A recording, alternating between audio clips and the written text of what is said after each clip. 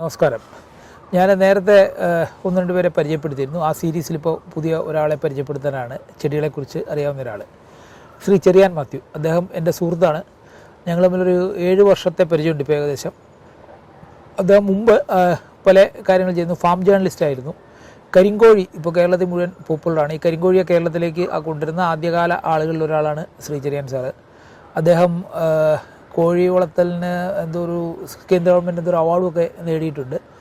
പക്ഷേ അതുപോലെ കരിങ്കോഴികളെക്കുറിച്ച് ഏറ്റവും കൂടുതൽ അറിയാവുന്ന ഒരാളും വളരെ ആഴത്തിൽ പഠിക്കുന്ന ഒരു മനുഷ്യനാണ്. അപ്പോൾ അങ്ങനെയാണ് ഞാൻ ഇദ്ദേഹത്തെ പരിചയപ്പെടുന്നത്. അപ്പോൾ ഇദ്ദേഹത്തിന് വനവൽക്കരണത്തിൽ താല്പര്യമുണ്ടായിരുന്നു. അങ്ങനെ ഞങ്ങൾ ഒരുമിച്ച് കൂടി. ഇപ്പോൾ എനിക്ക് തോന്നുന്നത് എനിക്കറിയാവുന്നതിൻ്റെ ഒരു 4 ഇരട്ടി കാര്യങ്ങൾ ചെടിയെക്കുറിച്ച് അദ്ദേഹത്തിന് അറിയാം. കാരണം അദ്ദേഹം രാത്രിയും പകലും വൈകിട്ടും ഇത് തന്നെ ചെയ്തുകൊണ്ടിരിക്കുകയാണ്. പുസ്തകങ്ങൾ വായിക്കുക, ചെടി പോവുക, ചെടി അറിയാവുന്ന ആളുകളെ കാണുക, അവരോട് വിവരം ശേഖരിക്കുക, ഇങ്ങനെ ചെയ്തുകൊണ്ടിരിക്കുകയാണ്. അപ്പോൾ അതിൻ്റെ ഒരു ഗുണം എന്ന് വെച്ച് കഴിഞ്ഞാൽ, നമ്മൾ ഈ വനവൽക്കരണത്തിലേക്ക് വരുന്നതിന് മുമ്പ് എൻ്റെ ഒരു ധാരണ ഈ മഹാഭൂരിപക്ഷം ചെടികളും കുഴിച്ചിട്ടാൽ കിളുക്കും, അല്ലെങ്കിൽ വേരെന്ന് പൊട്ടിക്കിളുക്കും, നമ്മൾ എടുത്ത് വെച്ചാൽ മതി എന്നൊക്കെയുള്ളൊരു ഇതിലായിരുന്നു. പക്ഷേ ഞങ്ങൾ ഈ നാടൻ തൈകൾ, നഷ്ടപ്പെട്ട തൈകളെ തിരിച്ചു കൊണ്ടുവരാൻ പോയപ്പോൾ നമുക്ക് മനസ്സിലായെന്ന് വെച്ചാൽ സാധാരണഗതിയിൽ ഈ ചെടികൾ പലതും നമുക്ക് കിളിപ്പിച്ചെടുക്കാൻ ഒക്കുകയില്ല എന്നുള്ളതാണ്. ഇതിനൊക്കെ അതിൻ്റെതായ ഒരു രീതിയുണ്ട് പലതിനും. അപ്പോൾ അത് കൃത്യമായിട്ട് അറിയാവുന്ന ആളുകൾ അതിൻ്റെ വിത്ത് എവിടെ കിട്ടും, സീസൺ ഏതാണ്, ഇങ്ങനെയൊക്കെ വളരെ നമ്മളതിനെക്കുറിച്ച് ശാസ്ത്രീയമായിട്ട് പഠിച്ചെങ്കിൽ മാത്രമേ അത് നടക്കുകയുള്ളൂ. അതുതന്നെയല്ല, നമുക്ക് ഈ ചെടിക്ക് വളരെ കുറഞ്ഞ ഒരു ചിലവിൽ ഉൽപ്പാദിപ്പിക്കാൻ പറ്റുമെങ്കിൽ മാത്രമേ ഒരു 10-300 രൂപയ്ക്കെങ്കിലും ഈ ചെടി ആൾക്ക് എത്തിച്ചു കൊടുക്കാനുള്ളൂ. കാരണം ഇതിൻ്റെ പോട്ടിംഗ് മിക്സറും നോട്ടവും അതിനെടുക്കുന്ന സമയവും ട്രാൻസ്പോർട്ടേഷനും എല്ലാം കൂടെ വരുമ്പോൾ നല്ല ഒരു കോസ്റ്റ് അതിൻ്റെ പുറമേ വരും.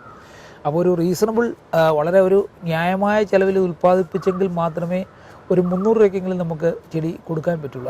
നമ്മുടെ നാട്ടിലെ ആളുകളെ സംബന്ധിച്ചോളം ചെടിയെന്ന് പറഞ്ഞാൽ വെറുതെ കിട്ടുന്ന ഒരു സാധനമാണ്, വഴി നിൽക്കുന്ന ഒരു സാധനമാണ്. അതുകൊണ്ട് 300 രൂപ എന്ന് പറഞ്ഞാൽ തന്നെ ആളുകൾ അതേക്കുറിച്ച് പേടിച്ച് ഞെട്ടും.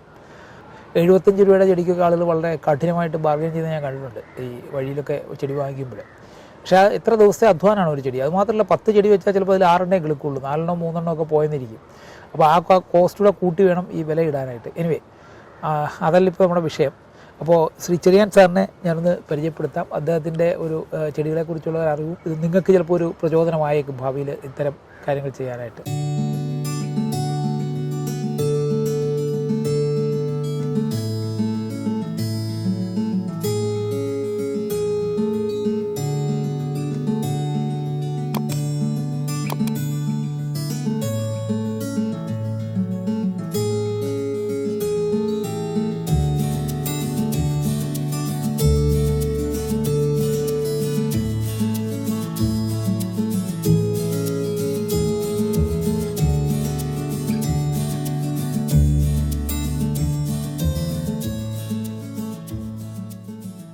ചെറിയാൻ സാറിനെ പരിചയപ്പെടുത്തുമ്പോൾ പറയേണ്ട ഒരു പ്രധാന കാര്യമുണ്ട്.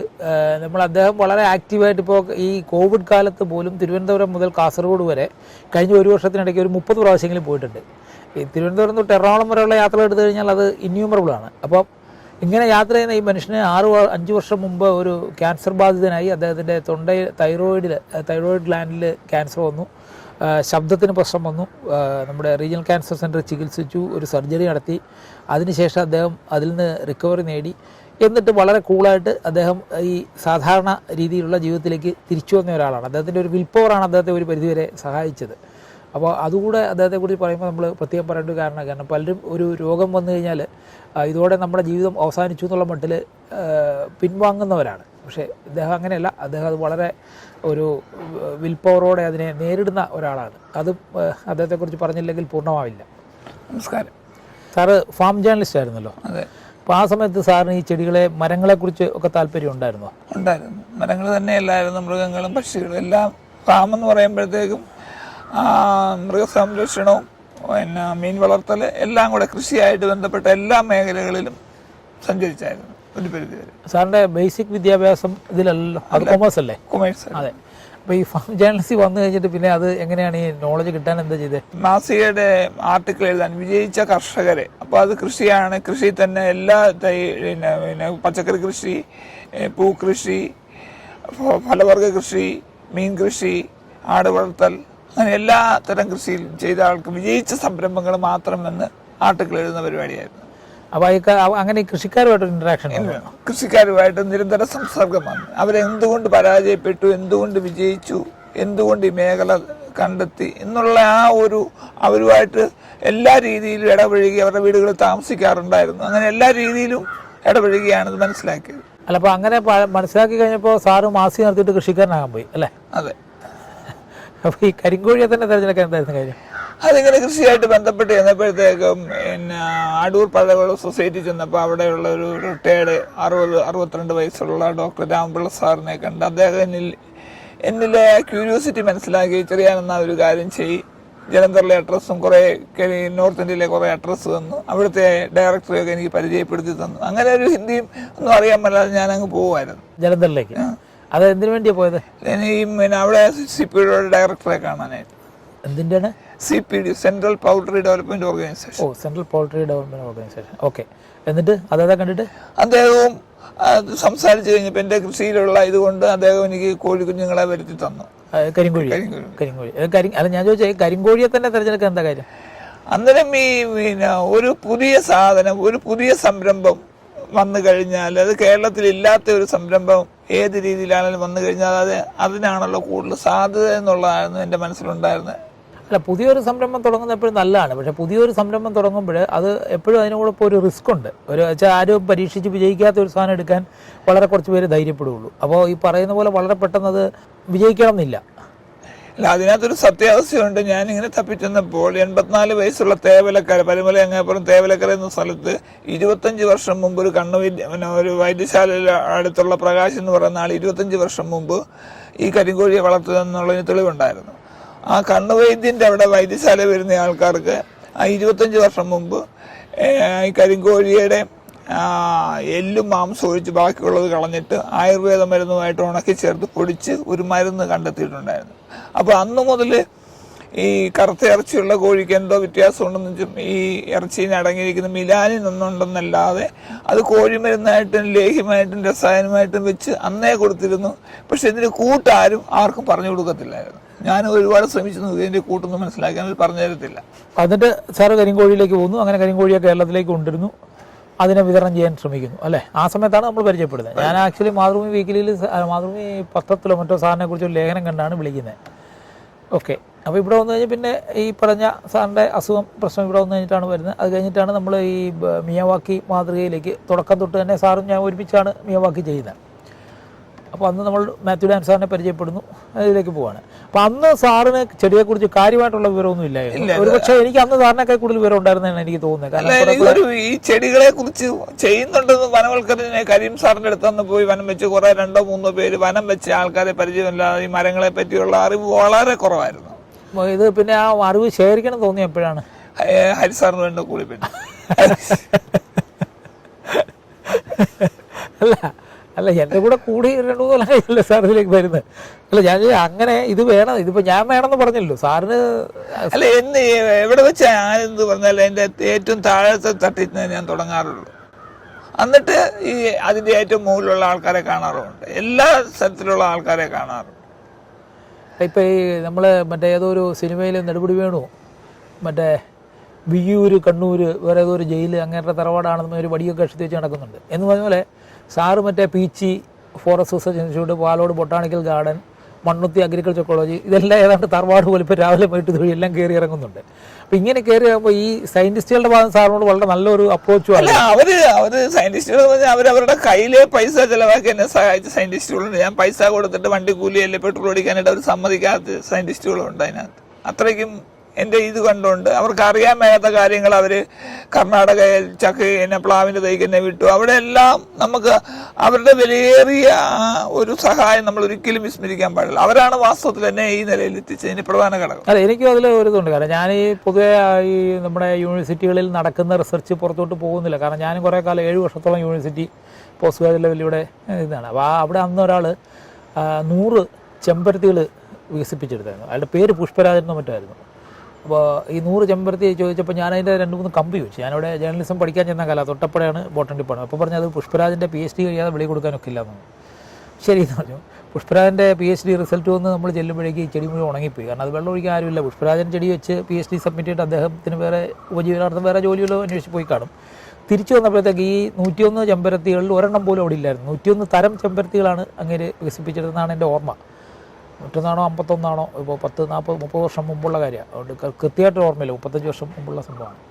എനിവേ, അല്ല അപ്പോൾ അങ്ങനെ അതാണ് ഞാൻ കണ്ടിരിക്കുന്ന അതുപോലുള്ള ചില കാര്യങ്ങളാണ്. പക്ഷേ ഇവിടെ ഇപ്പോൾ സാറിൻ്റെ ഇതിൽ ഞാൻ കാണുന്നതെന്ന് വെച്ചാൽ എല്ലാ സ്ഥലത്തും ഈ ശാസ്ത്രജ്ഞന്മാർ മാത്രമല്ല ഈ സ്ഥാപനങ്ങളിലൊക്കെ വളരെ ഈ സാധാരണ ജീവനക്കാർ തൊട്ട് ഇപ്പോൾ ചെടി നോക്കുന്ന ആളുകൾ തൊട്ട് ഏറ്റവും മുകളിലുള്ളവർ വരെ വലിയൊരു വിഭാഗം ഈ വിജ്ഞാനം പുറത്തേക്ക് കൊടുക്കാൻ വലിയൊരു താല്പര്യം കാണിക്കുന്നുണ്ട്. അല്ല സാറേ, അതിനകത്തൊരു കുഴപ്പമുണ്ട്. അവർ പറയുന്ന ആരും ഞങ്ങളോട് വന്നത് ആവശ്യപ്പെടുന്നില്ല. ഇതെങ്ങനെയാണ് കിളിപ്പിക്കുന്നത്, എവിടെ കിട്ടും, അല്ല ബാക്കിയുള്ള സാധനം എവിടെ കിട്ടും എന്ന് അവരോട് അപ്പോൾ ആരും ചോദിക്കുന്നില്ല. അല്ല ഈ കിളിപ്പിക്കുന്നത് ഇപ്പം നമ്മൾ അങ്ങനെയാണല്ലോ ഇതുമായിട്ട് കുറേ കൂടെ കൂടുതൽ അന്വേഷിക്കാൻ തുടങ്ങി. സാധാരണ നമുക്ക് ഈ ഇപ്പോൾ കാണുന്ന ചെടികളൊന്നും നമുക്ക് കിളിപ്പിക്കാൻ പറ്റുന്നില്ലായിരുന്നു, വാങ്ങിക്കുന്ന ചെടികളല്ലാതെ. അപ്പോൾ ഇപ്പോൾ നമ്മൾ കുറേ സാധനങ്ങൾ കിളിപ്പിക്കാനുള്ള ഒരു സാങ്കേതിക വിദ്യ സ്വായത്തമാക്കിയിട്ടുണ്ട്.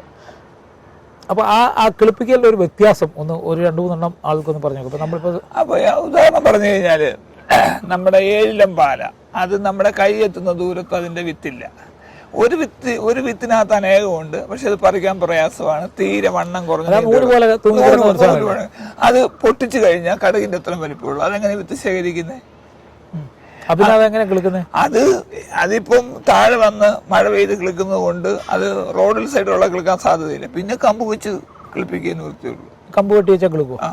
എങ്ങനെ ചുമ്മാ വെച്ച് കിട്ടി കളിക്കത്തില്ല. മിസ് ചേമ്പർ വേണം, അല്ലെങ്കിൽ പോളിഗോസ് വേണം. മിസ് ചേമ്പർ എന്ന് പറഞ്ഞാൽ മറ്റേ നമ്മുടെ ഈ ഇരുമ്പ് ഇതൊക്കെ അടിച്ചിട്ട് മുകളിൽ കൂടെ യു ബി ഷീറ്റ് ഇടുന്നത് അതിനകത്ത് ഇത് വെച്ചാൽ കളിക്കും. അപ്പൊ മറ്റേ ഇത് റൂട്ടെക്സോ അങ്ങനെ എന്തെങ്കിലും സാധനം റൂട്ടെക്സ് വേണ്ട. റൂട്ടെക്സ് വെക്കുന്ന ഒന്നുകൂടെ കിളിക്കാനുള്ള വേഗത ഹോർമോൺ കൊടുക്കുന്നത്. അത് കൊടുക്കാതെ തന്നെ കമ്പ് വെട്ടി വെച്ച് കഴിഞ്ഞാൽ ഈ 60% കിളിക്കും. അതുപോലെ വേറെ ഏതെങ്കിലും വിശേഷപ്പെട്ട രീതിയിൽ കിളിപ്പിക്കും. അതുപോലെ നമ്മുടെ ഏഴിലംപാലയ്ക്ക് ഒരു പേരേ ഉള്ളൂ. പിന്നെ നമ്മുടെ കൂനംപാല എന്ന് പറയും, കോട്ടയം സൈഡിൽ കൂനംപാല എന്ന് പറയും. ഇവിടെ തിരുവനന്തപുരത്ത് കുഴിനകത്തിന് മറ്റേ നഖത്തിൽ ഒഴിക്കുന്ന മുള്ളൊക്കെ എടുക്കാനായിട്ട് ഉപയോഗിക്കുന്ന അതിന് പറഞ്ഞിരിക്കുന്നത് അത് സാധാരണ രീതിയിൽ നമ്മൾ കുറിച്ചിട്ട് കിളിക്കുന്നത് ചിലപ്പോൾ അത് ഒരു 3 മാസം എടുക്കും കിളക്കും. അത് പക്ഷികൾ പരാഗണം നടത്തിയാണ്. അത് സാധാരണ പറമ്പിലെല്ലാം ഉണ്ടാകുന്നുണ്ട്. പക്ഷെ അതൊക്കെ എൻഡമിക്കാണ്. അത് സാധാരണ തൈകൾ ഒരു നഴ്സറിയിൽ നമുക്ക് ഒരു 50 എണ്ണം എടുക്കാനില്ല. ആരില്ല, ആരാ ചെന്ന് ചോദിക്കുന്നത് ഒരു 50 തൈ കൂനംപാലയുടെ വേണം സാറെല്ലാം അറിഞ്ഞത് ചോദിക്കുകയല്ലോ. അപ്പൊ അതുകൊണ്ട് അവർ ചെയ്യാത്ത ആളുകൾ ചോദിക്കുകയാണെങ്കിൽ അവർ ചെയ്തോളും. ഏഴിലംപാല വാങ്ങുന്നുണ്ട്, അതില്ല ഏഴിലംപാല ഏഴിലംപാല നോക്കി ശ്രമിച്ചിട്ട് കിട്ടുന്നില്ല. ഏഴിലംപാല കിട്ടുന്നില്ല. പക്ഷെ ഏഴിലംപാല ഡൽഹിയിലൊക്കെ ഈ റോഡ് സൈഡിൽ ഏഴിലംപാല ഇഷ്ടം പോലെ വെച്ച് പിടിപ്പിക്കുന്നു. കേരളത്തിൽ ഏഴിലംപാല ഇല്ല. കാരണം ഇത് നവംബർ മാസത്തിൽ ഇത് പൂക്കുന്ന സമയത്ത് നല്ല മണമാണ്. ആ മണം കേരളത്തിൽ കിട്ടണമെങ്കിൽ നമുക്കിപ്പോൾ എറണാകുളം റെയിൽവേ സ്റ്റേഷൻ മുമ്പിൽ ഒരെണ്ണം ഉണ്ടായിരുന്നു, ഇപ്പോൾ ഉണ്ടോ എന്ന് എനിക്കറിയില്ല. ഇവിടെ രാജ്ഭവനകത്ത് എങ്ങാണ്ട് ഒരെണ്ണം ഉണ്ടായിരുന്നു. അപ്പോൾ ഇതുള്ള സ്ഥലം നമുക്കറിയാം. പക്ഷേ ഡൽഹി ചെന്ന് കഴിഞ്ഞാൽ മിക്കവാറും വഴികളിലൊക്കെ ഏഴിലംപാലയുണ്ട്. അപ്പോൾ നമ്മൾ ഇറങ്ങി നടന്നാൽ മതി, മണം കിട്ടുന്നൊരവസ്ഥയാണ്. പിന്നെ അതേപോലെ വേറെ ഇപ്പോൾ അത്തി ഞാൻ വേറൊരു കാര്യം സാറി പറഞ്ഞുകൊണ്ട് റിലേറ്റഡ് പറയാം. കരിയേപ്പ് ഞാൻ പലപ്പോഴും കുഴിച്ചിടാനോ നടാനോ ഒക്കെ ശ്രമിച്ചിട്ട് അത് കിളുത്തിട്ടില്ല. അതേസമയം ഈ കാക്ക കാഷ്ടിച്ച് വീഴുന്നിടത്ത് അത് വളരെ ശക്തിയായിട്ട് വരാറുണ്ട്. ഏത് പാറയിടുക്കിലും അത് കിളുക്കാറുണ്ട്. ആ തൈ കുറെ കൂടെ നല്ല തൈയായിട്ടും കാണുന്നത്. കാന്താരി അതുപോലെയാണ്. ഒരു വളവിട്ടില്ല റബ്ബർ തോട്ടത്തിൽ കാക്ക കാഷ്ടിക്കുന്നതിനകത്ത് പക്ഷി കാഷ്ടിക്കുന്ന കാന്താരി തൈകൾ നല്ലവണ്ണം ഉണ്ടാകാറുണ്ട്. ഒരു വളവും ചെയ്യേണ്ട. നമ്മൾ വളം ചെയ്ത് കഴിഞ്ഞാൽ വളമിട്ട് വളർത്തിയാൽ അത് മുരടിച്ചു പോകുന്നു. അല്ല, പ്രകൃതി തന്നെ അതിനുള്ള സ്രോതസ്സുണ്ട്. ആ സാധനങ്ങൾ കുറെ കൂടെ ഇതായിട്ട് വരുന്നു. പക്ഷേ നമുക്കൊരിക്കലും ഉൽപ്പന്നം എടുക്കാനൊക്കെയില്ല, അങ്ങനെ ഒരു സാധനമുണ്ട്. പിന്നെ ഈ കേരളത്തിലെ സാറിൻ്റെ ഒരു സ്പെഷ്യാലിറ്റി ഞാൻ കണ്ടു വെച്ചാൽ ഈ നഷ്ടപ്പെട്ടു പോയ ഒരുപാട് ചെടികൾ സാറ് തപ്പിയെടുത്തോണ്ട് പോകുന്നു. അത് പ്രത്യേകിച്ച് പറയണ്ടേ പൂച്ചപ്പഴം. ഞാൻ സ്കൂളിൽ പഠിക്കുമ്പോൾ ഞങ്ങൾ മാല കോർത്ത് കളിക്കുന്ന പൂച്ചിക്ക എന്ന് പറയുന്നത്. തിരുവനന്തപുരത്ത് പാപനാശി അങ്ങനെ ഒരു പേര്, വ്യത്യസ്തമായ പേരായിട്ട് ട്രിവാൻഡ്രത്ത് പറയുന്നത്. അതിന്നില്ല.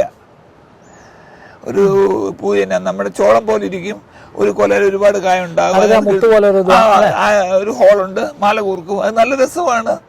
അത് കുറെ നാൾ കിടക്കും. ചെറുപ്പത്തിൽ ഈ കാ കണ്ട ഞാൻ വന്നു, പക്ഷെ ഞാൻ പൂച്ചപ്പഴം തിന്നിട്ടില്ല. അല്ല, ഞാനിപ്പോൾ പറയാൻ കാരണം എനിക്ക് പലരും ഇങ്ങോട്ട് മെസ്സേജ് അയക്കുന്നുണ്ട് ഈ പൂച്ചപ്പഴത്തെക്കുറിച്ച്. ഞാൻ സാറ് കൊണ്ടുവന്നിട്ടാണ് ഞാനിത് കാണുന്നത്. അപ്പോൾ അത് പറഞ്ഞപ്പോഴത്തേക്ക് ഈ പൂച്ചപ്പഴത്തെക്കുറിച്ച് വളരെ നൊസ്റ്റാൾജിക്കായിട്ട് ഏതോ ഒരാളുടെ പേരൻസ് റെസ്പോണ്ട് ചെയ്തു. അപ്പോൾ ഈ പൂച്ചപ്പഴം ഒരെണ്ണം കിട്ടുമോ, നമുക്കൊന്ന് കാണാനായിട്ട് പറ്റുമോ, തൈ കിട്ടുമോ എന്നൊക്കെ ചോദിച്ച് പലരും എഴുതുന്നുണ്ട്. ഇന്നലെ ആരാണ്ട് ചോദിച്ചു പോലെ പൂച്ചപ്പഴം ഞങ്ങളുടെ ചെറുപ്പത്തിൽ ഇതൊക്കെ പൂച്ചപ്പഴം പറിച്ച് നിന്നുകൊണ്ടിരുന്നതാണ്. ഇപ്പോൾ കിട്ടുന്നത് ഒരു ചെറിയ കായ്ഫലമുള്ള ഒരു പൂച്ചപ്പഴത്തിൻ്റെ ഒരു ചെറിയ ട്രൈക്കകത്തിരിക്കുന്നതിനകത്ത് 2500 രൂപ വില വരെ വന്നിട്ടുണ്ട്. അത്രയ്ക്കും വാങ്ങാൻ ആൾക്കാർ തയ്യാറാണ്. അങ്ങനത്തെ ചെടികൾ ഏതൊക്കെയുള്ള ഈ പക്ഷികൾക്ക് തിന്നാൻ പറ്റിയത് അല്ലെങ്കിൽ മനുഷ്യർക്ക് തിന്നാൻ പറ്റിയതുമായ ചെറിയ ചെടികൾ ഏതൊക്കെ? ഒരു 8-10 പേര് പറയാം. പൂച്ചപ്പഴമുണ്ട്, കൊരണ്ടിയുണ്ട്, ഞാവലുണ്ട്, ഞാറയുണ്ട്, പിന്നെ പൂടപ്പഴം എന്ന് പറയും ഞങ്ങളതിനെ. ഞാവൽ ഉദ്ദേശം മറ്റേ കിളിഞ്ഞാവലാണോ? കിളിഞ്ഞാവല്, ചെറിയ പഴം. അത് നമ്മുടെ വീടിനുള്ള മുറ്റത്ത് വെക്കാവുന്ന. മറ്റേ മൂട്ടിപ്പഴം ഉണ്ട്. മൂട്ടിപ്പഴവും പിന്നെ ഞാവലും ഒക്കെ. ഞാറയും മൂട്ടിപ്പഴവും ഞാവലും വലിയ മരങ്ങളുടെ അകത്ത് കൂട്ടപ്പെടും. നമുക്കിത് മുറ്റത്ത് ഈ ട്രിവാൻഡ്രം ബേസ് ചെയ്യുമ്പം നമുക്ക് 5 സെന്റുള്ള ആൾക്ക് ഒരു വളർത്താവുന്ന ചെടിയുടെ പേരായി ഇപ്പം പറഞ്ഞേ. അതെ, അല്ല അത് ചിലപ്പോൾ അങ്ങനെയാണ് കദളി. കദളി നല്ല അല്ലേ, പാണലിനൊരു പഴമില്ലേ? പാണലിന് പക്ഷെ പഴമാണ്, അത്ര ടേസ്റ്റ് കുറവാണ്. കദളിക്കും ടേസ്റ്റ് ഉണ്ട്. ഈ മുട്ടായി ഇല്ലായിരുന്ന സമയത്ത് പിള്ളേരൊക്കെ ഇതൊക്കെ പറിച്ച് വയലിട്ട് ചവച്ച് തുപ്പിക്കൊണ്ടിരുന്ന സാധനങ്ങളാണ്. കദളി നല്ലതാണ്. ട്രിവാൻഡ്രത്ത് പാണലിന് പാഞ്ചിപ്പഴം എന്നാണ് അവർ പറയുന്നത്. ഞാൻ ഈ ട്രിവാൻഡ്രം സൈഡിൽ പാണൽ അങ്ങനെ കണ്ടിട്ടില്ല. ഇപ്പൊ കണ്ടത് വെഞ്ഞാറമൂട്ടിൽ നമ്മൾ ആറ്റിന്റെ തീരത്ത് കുറെ പാണൽ നിൽക്കുന്നുണ്ട്. അല്ലാതെ ട്രിവാൻഡ്രം സൈഡിൽ ഞാൻ പാണൽ തപ്പി നടന്നിട്ട് അവസാനം പാണൽ തന്നെ 6-7 വെറൈറ്റി ഉണ്ട്. നമ്മൾ ഒരു 6 അടി പൊക്കം വരെയുള്ള പാണലുണ്ട്. 6 അടി പൊക്കമുള്ള ഒരു പാണൽ ഞാൻ ഒരിടത്ത് കണ്ടായിരുന്നു. പാണല് വ്യത്യസ്ത ഇനങ്ങളുണ്ട്. നമ്മളിതിനകത്ത് ഇറങ്ങിയപ്പം നമ്മൾ കാണാൻ സ്കൂളുകളിൽ പഠിക്കുമ്പോൾ ഉണ്ടായിരുന്ന പല സാധ്യതകളും ഇന്ന് ഭൂമിയിൽ നിന്ന് അപ്രത്യക്ഷമായി. അല്ല, ഭൂമിയിൽ നിന്ന് അപ്രത്യക്ഷമായതാണോ അതോ ഏതെങ്കിലും ഇപ്പോൾ ഉദാഹരണത്തിന് ഞാനും സാറും കൂടെ ചേർന്ന് ഒരു സാധനം ഇപ്പോൾ തിരിച്ച് ഞങ്ങൾ കുറച്ച് തൈ സംഘടിപ്പിച്ച വളരെന്ന് പറഞ്ഞൊരു വടിയാണ്. ഈ വളരെ ആനയെ അടിക്കാൻ ഉപയോഗിക്കുന്ന വടിയാണ്. അത് എനിക്ക് തോന്നുന്നു അതിന് ഓരോ ജില്ലയിലും ആനയെ ഓരോ കമ്പ് വെച്ചാൽ തല്ലുന്നതാണ് തോന്നുന്നത്.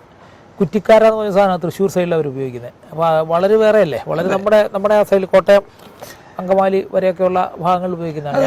അത് തന്നെ നോക്കണം. ആദ്യം പറഞ്ഞപ്പോഴത്തേക്ക് പോയി മലയാറ്റൂര് പോയി പറഞ്ഞിട്ട് അവിടെ നിന്നാണ് ഇത് കൊണ്ടുവന്നു. പിന്നെ നോക്കുമ്പോഴാണ് ചിങ്ങമനത്തൊരാളുടെ വീട്ടിൽ ഇത് പൂത്ത് നിൽക്കുന്നത്. അല്ല, എരുമേലിലായിരുന്നു ഇപ്പോൾ ഉണ്ടെന്ന് പറഞ്ഞു. അപ്പോൾ അവർ ആനക്കാരനെ എടുത്തു തരാമെന്ന്. പക്ഷേ അത് പറഞ്ഞ സമയത്ത് ആന അയാളെ ഓലമുടൽ കൊണ്ട് അടിച്ച് അയാൾ താഴെ പോയി. അങ്ങനെ പിന്നെ എനിക്കത് കിട്ടിയില്ല. ഞാനന്ന് ചോദിച്ചപ്പോൾ എൻ്റെ അമ്മ ഈ ചെടിയെക്കുറിച്ച് കേട്ടിട്ടുണ്ടായിരുന്നു. അമ്മയ്ക്ക് അന്ന് 88 വയസ്സൊക്കെ കാണും. എടാ അത് കാപ്പിയുടെ ഇല പോലെ ഇരിക്കും, ചെറിയ ഇലയാണ്, നീണ്ടിരിക്കും എന്നൊക്കെ പറഞ്ഞ് ഒരു ഉദാഹരണം. ഞാനത് ഓർക്കാൻ കാണിച്ച കാരൂരിൻ്റെ ഒരു കഥയിൽ ഈ വളരുപൊടി കൊണ്ടൊരു അധ്യാപകൻ കുട്ടികളെ അടിക്കുന്നതിനെ കുറിച്ച് പറയുന്നുണ്ട്. അതുകൊണ്ടാണ് അങ്ങനെ ഒരു ചെടി ഉണ്ടെന്ന് എനിക്ക് ഉറപ്പായത്. പക്ഷേ ഞാൻ ശാസ്ത്രന്മാരോട് പലരോടും ഒന്ന് ചോദിച്ചിട്ട് അവരാരും ഈ വളരെ കേട്ടിട്ടില്ല. എന്തായാലും ഇപ്പോൾ നമുക്ക് അതിൻ്റെ തൈ കിട്ടി. അതുപോലെ പിന്നെ ഈ മൂട്ടിപ്പഴം ഞാൻ ആക്ച്വലി ഇതിലോട്ട് വന്നു കഴിഞ്ഞിട്ടാണ് കാണുന്നത്, അതിന് മുമ്പ് കണ്ടിട്ടില്ല. ഊരാവും കുളമാവും നമുക്ക് ശരിക്കും ജപ്പാൻകാർ ഇവിടെ വന്നപ്പോൾ പ്രൊഫസർ മിയാവാക്കിയുടെ വളരെ അടുത്ത 2 ശിഷ്യന്മാർ 75 വയസ്സും 76 വയസ്സുള്ള അമേരിക്കക്കാരനായ പ്രൊഫസർ ബോക്സും ജപ്പാൻകാരിയായ പ്രൊഫസർ ഫിജുവാരയും അവർ 2 പേരും ഇവിടെ വന്നിട്ടാണ് നമുക്ക് ഊരാവ് കുളമാവ് കാണിച്ചത്. പക്ഷെ നമുക്ക് അറിയില്ലായിരുന്നു, നമ്മൾ വെക്കുന്നില്ലായിരുന്നു. അവർ പറഞ്ഞ ശേഷം നമ്മൾ വെക്കുന്നത്. കാരണം അവർ പറയുന്നത് നിത്യഹരിത വനത്തിൽ അത്യാവശ്യമായിട്ട് വെക്കേണ്ട സാധനങ്ങളായിട്ട് അവർ പറഞ്ഞത് കാഞ്ഞിരം, ഊരാവ്, കുളമാവ്, കാട്ടുജാതി, കരിഞ്ഞോട്ട, പിന്നെ 3 പറഞ്ഞ കാര, താന്നി, അല്ലേ, ഇങ്ങനെ കുറേ മരങ്ങൾ വരുന്ന പച്ചലുള്ള മരങ്ങളെ കുറിച്ച് പറഞ്ഞു. സാർ ഇങ്ങനെ ഈ നടന്ന് കണ്ടുപിടിച്ച ചെടികളിൽ സാറിന് ഏതെങ്കിലും 1-2 ചെടികളെ കുറിച്ച് ഒന്ന് പ്രത്യേകമായിട്ട് പറയാൻ പറ്റുന്ന എന്തെങ്കിലും ചെടിയുണ്ടോ? എനിക്ക് ആ പൂച്ചപ്പഴം ഭയങ്കരമായിട്ട് ഇഷ്ടപ്പെട്ടായിരുന്നു. നല്ല ടേസ്റ്റാണ്. അതുപോലെ കിളിഞ്ഞാവലിനകത്ത് ഒരുപാട് പ്രോട്ടീൻ കണ്ടന്റ് ഉണ്ട്. മരുന്നിന് ഉപയോഗിക്കാം. കിളിഞ്ഞാവലിനകത്ത് ഒരുപാട് പ്രോട്ടീൻ കണ്ടന്റ് ഉണ്ട്. കിളിഞ്ഞാവൽ ആണ്ടി 3 പ്രാവശ്യം വരെ കായ്ക്കുന്നുണ്ട്. പിന്നെ അതുപോലെ തന്നെ അന്യം നിന്ന് പോകാൻ സാധ്യതയുള്ള ഒരു മരമാണ് കാശാവ്, അല്ല കായാമ്പൂ. അതിന്റെ പൂ ഭയങ്കര രസമാണ്, നല്ല ഭംഗിയാണ് ഇതിന്റെ പൂ കാണാൻ. മലയാളത്തിൽ ഏത് സിനിമ എടുത്താലും കായാമ്പൂ കണ്ണിലെഴുതുന്നൊക്കെ പറയും. പക്ഷേ കായാമ്പൂവിന്റെ പ്രത്യേകത ഈ വർഷം പൂക്കുന്ന കായാമ്പൂ അടുത്ത വർഷം പൂക്കണമെന്ന് നിർബന്ധമില്ല. അതിന്റെ ശാസ്ത്രീയമായി അടുത്ത മനസ്സിലായിട്ടില്ല. പലതും അങ്ങനെയാണ്. മാവാണ് അങ്ങനല്ലേ, ഈ വർഷം കായ ഉണ്ടായാലും അടുത്ത വർഷം കായ ഉണ്ടാകണമെന്നില്ലല്ലോ. അത് ചിലപ്പം വേറെ എന്തെങ്കിലും ആയിരിക്കും. പിന്നെ ഒരുപാട് ആയുർവേദ മരുന്നുകൾ നമുക്ക് നഷ്ടപ്പെട്ടു പോകുന്നത് തിരിച്ചു കൊണ്ടുവരാനുള്ള ശ്രമമുണ്ട്. ഒരു 2-3 ഉദാഹരണം പറയാമെങ്കിലും. അങ്കോലം അധികം ഇല്ലാത്ത, അത് നമ്മളിപ്പം നമ്മുടെ മിയാവാക്കിക്ക് അങ്കോലം നമ്മള് പേപ്പട്ടി വിഷത്തിനുള്ള അങ്കോലം നമ്മളത് കൈകുറെ ഉത്പാദിപ്പിച്ചിട്ടുണ്ട്. അല്ല, അങ്കോലം അതിനായിട്ട് ഉപയോഗിച്ചുകൊണ്ടിരുന്നതാണ്. പേപ്പട്ടി വിഷത്തിന് ഉപയോഗിക്കുന്നതുകൊണ്ടാണ്. അത് എന്നാണ് അതിന്റെ ചികിത്സ എങ്ങനെയാണെന്ന് എനിക്കറിയില്ല. ഒരാൾ എനിക്ക് തരുന്ന എൻ്റെ ഒരു മരം ഉണ്ട് ഇവിടെ താഴെ ഉണ്ട്, ഇച്ചിരി വളർന്നില്ല. അല്ല, ഇവിടെയൊക്കെ ഉണ്ട്. അല്ല, ഇവിടെ ഒരു വലിയ മരം ഉണ്ട് ഇച്ചിരി. പിന്നെ ചമത, അതും അധികം ഇല്ലാത്തൊരു സാധനമാണ്. പ്ലാഷ് ചമതയല്ല, വന്നിച്ചമതാന്ന് ഒരു സാധനത്തെ കുറിച്ച് ഇവിടെ ആരോ പറഞ്ഞത്. പക്ഷെ എനിക്കറിയില്ല എന്താണെന്നുള്ളത്. വന്നി എന്ന് പറഞ്ഞാൽ കേട്ടിട്ടുണ്ട്. അതെ, അപ്പൊ വന്നിയും വന്നിച്ചമത ഒന്നാണോ എന്നറിയില്ല. പിന്നെ നമ്മുടെ ഈ ഫലവൃക്ഷങ്ങൾ, ഈ പ്ലാവുകളുടെ നാടൻ മാവുകളുടെ ഒക്കെ വെറൈറ്റി ഉണ്ടല്ലോ, ഒരുപാട് വെറൈറ്റി ശേഖരിക്കാൻ പറ്റിയിട്ടുണ്ട്. അത് പലതും കാണാതെ പോയിട്ടില്ലേ, മിക്കവാറും നിന്ന് പോയിക്കൊണ്ടിരിക്കുന്ന സാധനങ്ങളല്ലേ. അത് തൃശ്ശൂര് അവര് വളരെയധികം പ്രശംസ അർഹിക്കുന്നവരാണ്. അവര് ഒരു ഗ്രൂപ്പ് ഉണ്ട് നാടൻ മാവ്, 10,000 പേര് അതിനകത്ത് മെമ്പേഴ്സാണ്. അവര് എവിടെ നാടൻ മാവ് ഉണ്ടെങ്കിലും അവരതിനെ ശേഖരിച്ച് ആൾക്കാർക്ക് ഫ്രീ ആയിട്ട് കൊടുക്കുവാണ്. അതുപോലെ നമ്മുടെ അണലിവേഗം പോലെയുള്ള ചെടികൾ, അണലിവേഗവും തീപ്പാലയും നഴ്സറിയിലില്ല, വിലയ്ക്ക് വാങ്ങാനില്ല. തീപ്പാല രായിരത്ത് ഞാൻ അത് രണ്ടും കണ്ടിട്ടുണ്ട്. ഈ തീപ്പാല കണ്ടിട്ടുണ്ട്. തീപ്പാലയ്ക്ക് രാജ്യത്ത് എന്തോ വില സാധാരണക്കാരന് മേടിക്കാൻ മേലാത്ത വിലയില്ല, അതിന് വില അല്ല സാറേ, കിട്ടാനില്ലാത്ത ഒരു സാധനത്തിന് സ്വാഭാവികമായിട്ടൊരു വില വരികയില്ല. അവരിത് പോയി സാർ, ഇപ്പം നമ്മൾ ഒരു ചെടി നമ്മൾ ഒരിടത്ത് ഒരാൾ പിഴുതുകൊണ്ടെടുക്കുകയാണെങ്കിൽ തന്നെ അതിന് ഒരാൾ അവിടെ പോയി പിഴണം. അതിനൊരു ഹ്യൂമൻ ലേബർ ഉണ്ട്, പണ്ടത്തെ പോലെയല്ല.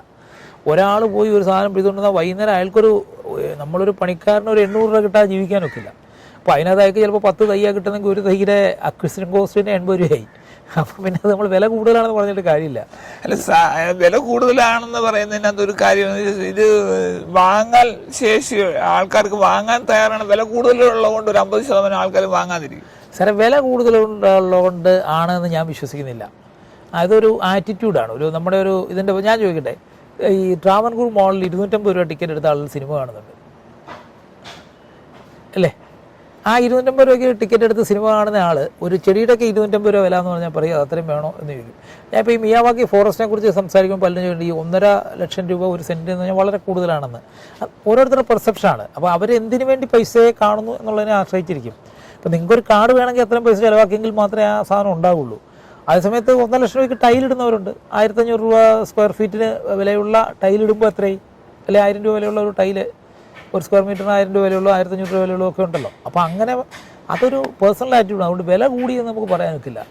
കാരണം നമ്മളെ ഇപ്പോൾ ഈ സാധനങ്ങളെല്ലാം റെയറായി ഇല്ലാതായി. ഇപ്പോൾ ഇതേ സാധനം ഒരു ആയുർവേദ ചികിത്സയ്ക്കായിട്ടാണെങ്കിൽ നമ്മൾ എന്ത് വില കൊടുത്തും മേടിക്കില്ല, ജീവിക്കാനുള്ള സന്ദർഭം നമ്മൾ അത് വാങ്ങിക്കും. അത് തന്നെയാണ്. മറ്റേത് നമ്മൾ വേണ്ട 750 രൂപയ്ക്ക് റോസ് വാങ്ങിക്കുന്നവരില്ലേ, 1000 രൂപയ്ക്ക് റോസ് വാങ്ങിക്കുന്നില്ലേ. അപ്പം പിന്നെ നിങ്ങൾ അണലിവേഗത്തിന് 40 രൂപ ഒരാൾ മേടിച്ചത് വളരെ കൂടുതലായി പോയി, ഭയങ്കര വിലയാണെന്ന് പറഞ്ഞാൽ എന്താണ് അർത്ഥമുള്ളത്? അവരിത് പോയി എവിടെയെങ്കിലും പോയി മാന്തി എടുത്ത് തിരിച്ചു കൊണ്ടുവന്ന് ഇവിടെ വെച്ച് കൊണ്ടുവന്ന് കഴിഞ്ഞാൽ ഉടനെ സാർ ഓടിച്ചൊന്നും മേടിക്കും ഇല്ലല്ലോ. ഇത് 6 മാസത്തിലൊരിക്കലായിരിക്കും ഇത് പോകുന്നത്, അല്ലെ ഒരു മഴക്കാലത്തായിരിക്കും, അല്ലെ അയാൾ 10 ചെടി കൊണ്ടുവന്നതിൽ 5 ഉണങ്ങിപ്പോയി കാണും. അത് ഇവിടെ നമ്മൾ കണക്കിലെടുക്കണ്ടേ. അതുകൊണ്ടുകൂടെയാണ് ഇവിടെ ഈ ചെടികൾ നിന്ന് പോകുന്നത്. കാരണം വെച്ചാൽ ഇതിന് ആവശ്യക്കാരില്ല. അപ്പോൾ കുറേ ആളുകൾ ഇതിനെക്കുറിച്ച് മനസ്സിലാക്കി മുമ്പോട്ട് വരികയും ചെയ്യേണ്ട ഒരിതാണ്. സാറ് ഈ കാട്ടിൽ പോയി കുറേ ചെടികൾ പറിച്ചില്ലേ? ഉണ്ട്. ആ ചെടികളിൽ അതിൻ്റെ ഈ വിത്തുകൾ മറ്റേ ഈ വനവൽക്കരണത്തിന് വേണ്ടിയുള്ള തൈകളെ നോക്കി വാങ്ങിച്ച് നമ്മൾ ഇപ്രാവശ്യമാണ് കാട്ടുഞാറ, കാട്ടുഞാവല്, അതുപോലുള്ള കുറേ റെയറായിട്ടുള്ള സാധനങ്ങൾ കിട്ടിയിട്ടുണ്ട്. ബൾക്കായിട്ട് കിട്ടാനുള്ള സാധ്യത വളരെ കുറവാണ്.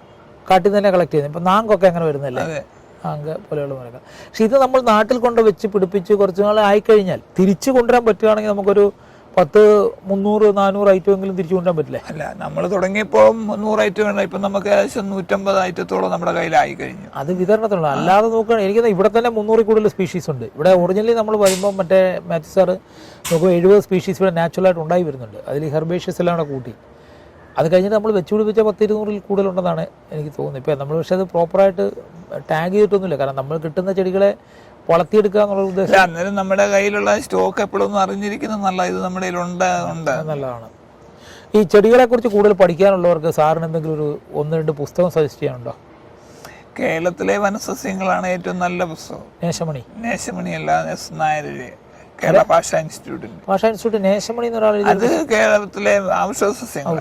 കേരളത്തിലെ വനസസ്യങ്ങൾ എന്ന് പറയുന്നതാണ് ഏറ്റവും മലയാളത്തിലുള്ള ഏറ്റവും ആധികാരികമായ എല്ലാ ടൈപ്പ് മരത്തിനെയും. കിട്ടാനുണ്ടോ? കിട്ടാനില്ല. ഞാനൊരു ഫോട്ടോഷോട്ട് എടുക്കുമായിരുന്നു. ഓ, അത് ശരി. 1985 പബ്ലിഷ് ചെയ്ത. പിന്നെ പ്രസിദ്ധീകരിച്ചിട്ടില്ല. ഇല്ല, അത് അത്ര അതിന് വലിയൊരു പുസ്തകം ഇല്ല. എല്ലാ മരത്തിനും പേരുണ്ട് അതിനകത്ത്. ഓ, ശരി. ബാക്കിയുള്ള പുസ്തകം എത്ര മരങ്ങളെ കുറിച്ച് പറയുന്നുണ്ട്?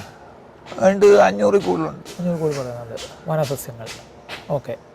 പിന്നെ പറയുന്ന പുസ്തകം ഇപ്പൊ കിട്ടാനുള്ള ഔഷധ സസ്യങ്ങൾ.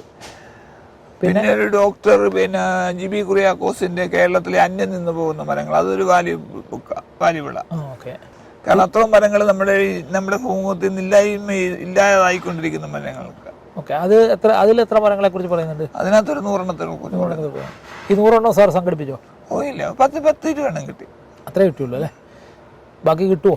കിട്ടാനുണ്ട്. വയനാട് കൂടെ ഒന്ന് പോയി കഴിയുമ്പോൾ കിട്ടാനുള്ള സാധ്യതയുണ്ട്. ഇത് എത്ര കാലം ഇത് തുടരാനാണ് സാറിന്റെ ഉദ്ദേശം? സാറിന് 2-3 വർഷം കഴിയുമ്പോൾ ഒരെണ്ണത്തിൽ നിന്ന് വേറെ എണ്ണത്തിൽ ചാടില്ല. ഇതിപ്പോ 7 വർഷമായിട്ട് ഇതിൽ തന്നെ നിൽക്കുകയാണ്. അപ്പൊ ഇതിനകത്ത് നമ്മൾ എന്തായാലും എവിടം വരെ ആകുമെന്നൊന്നും അറിയണം. അതൊരു നമ്മളെ ആയുസ് മുഴുവൻ പഠിച്ചാലും തീരത്തില്ലെന്ന് മനസ്സിലായി. നമ്മളെ തോക്കത്തുള്ളൂ, നമ്മൾ ജയിക്കത്തില്ല. നമ്മുടെ ആയുസ് മുഴുവൻ പഠിച്ചാലും പിന്നെയും കിടക്കും ഭാഗതി. അതുകൊണ്ട് തോറ്റൊന്നും പറയാൻ പറ്റില്ല. 100 മാർക്ക് കിട്ടിയില്ല, 70 മാർക്ക് കിട്ടിയെന്ന് പറയാം. പിന്നെ നമ്മളുടെ ഒരു ആത്മാർത്ഥതയോടെ കൂട്ടുക, അതിനൊരു 15-20 മാർക്ക് കൂടി ഇട്ട് ബാക്കി നമുക്ക് അഡ്ജസ്റ്റ് ചെയ്യാം.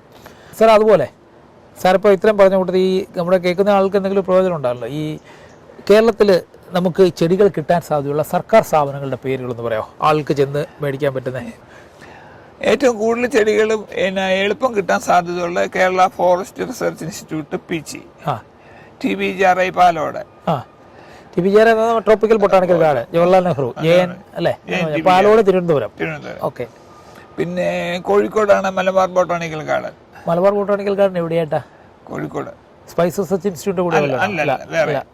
പിന്നെ വയനാടാണെങ്കിൽ MS സ്വാമിനാഥൻ ഫൗണ്ടേഷൻ വയനാട്ടിലുണ്ട്. ഗുരുകുല. ആ, പിന്നെ അവിടെ വയനാട്ടിൽ ഒരു സ്ഥാപനം കൂടെ ഉണ്ട്. അതിന്റെ അഡ്രസ് എനിക്ക് കിട്ടിയിട്ടില്ല. പിന്നെ മണ്ണുത്തിയിൽ കുറെ നമ്മുടെ കേരളത്തിലെ വൃക്ഷങ്ങൾ കുറെ ഇല്ല, പല വൃക്ഷങ്ങൾ ചേട്ടൻ എന്ന് പറയുന്നൊരു അല്ല, ഞാൻ അഗ്രികൾച്ചർ യൂണിവേഴ്സിറ്റിയിൽ കുറെ സാധനങ്ങളില്ല. അഗ്രികൾച്ചർ യൂണിവേഴ്സിറ്റി പല വൃക്ഷങ്ങളല്ല, അത് നമ്മുടെ കൃഷിയായിട്ട് ബന്ധപ്പെട്ട വനത്തിലെ മരങ്ങളില്ല. വനത്തിലെ മരങ്ങളില്ല, പക്ഷെ പല വൃക്ഷങ്ങളുണ്ട്. ഉണ്ട്. ഇവിടെ നമ്മുടെ അലക്സ് ചേട്ടൻ നമ്മുടെ കുഴിപ്പള്ളം തിരുവനന്തപുരം കുഴിപ്പള്ളം ബൊട്ടാണിക്കൽ ഗാർഡൻ, അവിടെ കുറെ സാധനങ്ങളുണ്ട്. വിലയും കുറവാണ് അവിടെ. അതായത് ആ കുഴിപ്പള്ളത്ത് 2 നഴ്സറി ഉണ്ട്. ഒന്ന് ചെടികൾക്ക് ഫോക്കസ് ഉള്ള ഒരു നഴ്സറി ഉണ്ട്, അതല്ലാതെ മരങ്ങളുടെ തൈ കിട്ടുന്ന വേറെ അവരുടെ തന്നെ വേറൊരു സ്ഥാപനമുണ്ട്. അത് മുലയൻതാന്നി ഭഗവതി ക്ഷേത്രത്തിന് അടുത്തിരിക്കുന്നതാണ്. ഈ മുലയൻതാന്നി ഭഗവതി ക്ഷേത്രം നിങ്ങൾക്ക് മാപ്പിൽ തപ്പിപ്പിടിക്കാൻ പറ്റും, മുലയൻതാന്നി ഭഗവതി ക്ഷേത്രം. അപ്പോൾ ഇത് ഇവിടെ അന്വേഷിച്ച് പോവുക, ഇവിടെ നിങ്ങൾക്ക് കുറേ ചെടികൾ കിട്ടാൻ സാധ്യതയുണ്ട്. പിന്നെ മണ്ണുത്തിയിൽ കുറച്ച് അകത്തേക്കിലും മടത്തറ അല്ലേ, മാടക്കത്തറ, അവിടെ ഒരു ഇലക്ട്രിക് സബ്സ്റ്റേഷനൊക്കെ ഉണ്ട്, ഇലക്ട്രിസിറ്റി ബോർഡിൻ്റെ. ആ പ്രദേശത്ത് മുഴുവൻ നഴ്സറികളാണ്. അവിടെ ധാരാളം നഴ്സറികളുണ്ട്, ഹോൾസെയിലായിട്ട് ചെടികൾ വിൽക്കുന്നവർ. അവർ ചിലരുടെയൊക്കെ കയ്യിൽ കുറേ ചെടികളുണ്ട്. അതിലൊരാൾ ഈനാശു ചേട്ടനാണ്, അദ്ദേഹത്തോട് നമ്മൾ കുറേ വാങ്ങിച്ചിരുന്നു. പിന്നെ അവിടെ ഉണ്ട് കുറേ നഴ്സറികളുണ്ട്. അപ്പോൾ ആ ഭാഗത്തൊക്കെ അങ്ങനെ നഴ്സറി ധാരാളമായിട്ട് ഇത് കൊടുക്കുന്നവരുണ്ട്. പിന്നെ ഹോം ഗ്രോണിനെ കുറിച്ച് നമ്മൾ ഒരു പറയണ്ടേ. കാഞ്ഞിരപ്പള്ളിയിൽ ഹോം ഗ്രോൺ എന്നൊരു നഴ്സറി ഉണ്ട്. അവരെ ഞങ്ങൾ ഒരിക്കൽ നിങ്ങളെ കാണിക്കാം. കുറച്ച് വില കൂടുതലാണ് അവരുടെ ചെടികൾക്ക്. വില കൂടാൻ കാരണം എന്ന് വെച്ചാൽ അവർ നല്ല ചെടിയാണ് തരുന്നത്. ആ ചെടി നന്നായിട്ട് വളർത്തി വലിയ ഒരു 10 ലിറ്റർ വരെയൊക്കെയുള്ള 5 ലിറ്റർ 10 ലിറ്ററൊക്കെ കൊള്ളുന്ന കൂടുകളിലാക്കി അതിനനുസരിച്ച് വില അവർ മേടിക്കും. പക്ഷേ അവർ തരുന്ന ചെടികൾ കായ്ക്കും എന്നുള്ള ഉറപ്പാണ്. ഈ ഫലവൃക്ഷങ്ങൾ വാങ്ങിക്കുന്നവർ ഒരു ചെടിക്ക് ഏതാണ്ട് 350 രൂപ തൊട്ട് മേലോട്ട് വില വരുന്നുണ്ട്. പക്ഷേ ഫലവൃക്ഷങ്ങൾ വാങ്ങിച്ചു വെക്കുന്നവർക്ക് അത് വാങ്ങിക്കുകയാണ് നല്ലത്. അപ്പോൾ ചിലർ ആലോചിക്കും ഞങ്ങൾ എന്തിനാണ് ഈ 350 രൂപ കൊടുത്ത തൈ മേടി, അല്ലെങ്കിൽ 1000 രൂപ കൊടുത്ത് അവരുടെ തൈ മേടിക്കുന്നത്. അവരുടെ 1000 രൂപ കൊടുത്ത് തൈ എന്ന് പറഞ്ഞാൽ ഏകദേശം 1.5 വർഷം വളർന്നു കഴിഞ്ഞു, ബാക്കി പകുതി നിങ്ങൾ വളർത്തിയാൽ മതി. പിന്നെ അതൊന്ന് കാണാനായിട്ടും പോകണം. കാരണം ഈ വീടിനടുത്ത് ചെടി വെക്കുന്നവരെല്ലാം ചോദിക്കുന്ന ഒരു കാര്യമാണ്, ചെടി മറിഞ്ഞ് പെരപ്പുറത്ത് വീണാൽ എന്ത് ചെയ്യുമെന്ന്. പക്ഷെ അവരതിനെല്ലാം വെട്ടി വളരെ ചെറുതാക്കി നിർത്തിയിരിക്കുകയാണ്. അത് ഒരു നല്ല രീതിയാണ് അവർ ഫോളോ ചെയ്യുന്നത്. തീർച്ചയായിട്ടും സൗകര്യമുള്ളവർ കാഞ്ഞിരപ്പള്ളി പോയി അത് കാണണം. ഞാൻ ആ കാഞ്ഞിരപ്പള്ളിയിലൂടെ ഒരു 500 പ്രാവശ്യം അങ്ങോട്ടും ഇങ്ങോട്ടും പോയിട്ടുണ്ടെന്ന് എനിക്ക് തോന്നുന്നത്. പക്ഷേ ഒരിക്കലും ഇത് തുടങ്ങി 10 വർഷമായുള്ളൂ അല്ലേ, 15 വർഷമായി. ഈ 15 വർഷത്തിൽ തന്നെ ഒരു 100 പ്രാവശ്യമെങ്കിലും പോയിരിക്കും. നമ്മളിവിടെയൊക്കെ പോകുന്ന സമയത്ത് വഴിയിൽ പോകുന്നത്. പക്ഷെ അവിടെ കയറിയിട്ടില്ലായിരുന്നു. ഈ അടുത്തിടയ്ക്കാണ് പോയത്. ശരിക്കും അതൊരു മിസ്സിങ് പോയിൻ്റാണ്. നമ്മളത് കണ്ടിരിക്കണം. കണ്ടാൽ നമുക്ക് കുറേ കാര്യങ്ങൾ മനസ്സിലാക്കാൻ പറ്റും. ചെടിയോട് സ്നേഹമുള്ള ആളുകൾ അവിടെ പോയി ഒന്ന് കാണാൻ ശ്രമിക്കണം. സാർ, അപ്പോൾ വേറെ നമുക്ക് എന്തെങ്കിലും പറയാനുണ്ടോ? പ്രത്യേകിച്ച് പഴവർഗ്ഗങ്ങളുടെ മൂല്യം നമ്മൾ മനസ്സിലാക്കിക്കൊണ്ട് നമ്മുടെ ചെറുപ്രായത്തിൽ നമ്മൾ കണ്ടുമെടുത്ത പഴവർഗ്ഗങ്ങളും അതുപോലുള്ള ചെടികളും നമ്മുടെ അവനവൻ്റെ ഉള്ള സൗകര്യത്തിൽ അവനെ വെച്ച് പിടിപ്പിക്കാൻ ശ്രദ്ധിക്കേണ്ടതാണ്. പല സ്ഥലം ഇല്ല എന്ന് പറയാറുണ്ട്. ഇപ്പോൾ ഒരു 5 സെന്റ് മാത്രമുള്ള ഒരാൾക്ക് എന്ത് ചെയ്യാൻ പറ്റും? 2 പൂച്ചപ്പോഴും 2 കിളിഞ്ഞാവലും വെച്ച് ആണ്ടി 3 കിളിഞ്ഞാവൽ 3 പ്രാവശ്യം കായ്ക്കും ഉറപ്പായിട്ടും. ഓക്കെ, അങ്ങനെ ധാരാളം ചെടികളുണ്ട്. ഈ സ്ഥലം അധികം വേണ്ടാത്ത ഒരു ചട്ടിക്കകത്ത് വളർത്താവുന്നേ ഉള്ളൂ. ശരി. അപ്പോൾ സാറേ, ഈ വിവരങ്ങൾ തന്നതിന് സന്തോഷം. നമുക്ക് ഇനി സാറ് ശേഖരിക്കുന്ന വിവരങ്ങൾ എപ്പോഴെങ്കിലും നമുക്ക് വീണ്ടും ഒരിക്കൽ കൂടെ പങ്കുവെക്കാൻ ശ്രമിക്കാം. ശരി, വളരെ നന്ദി.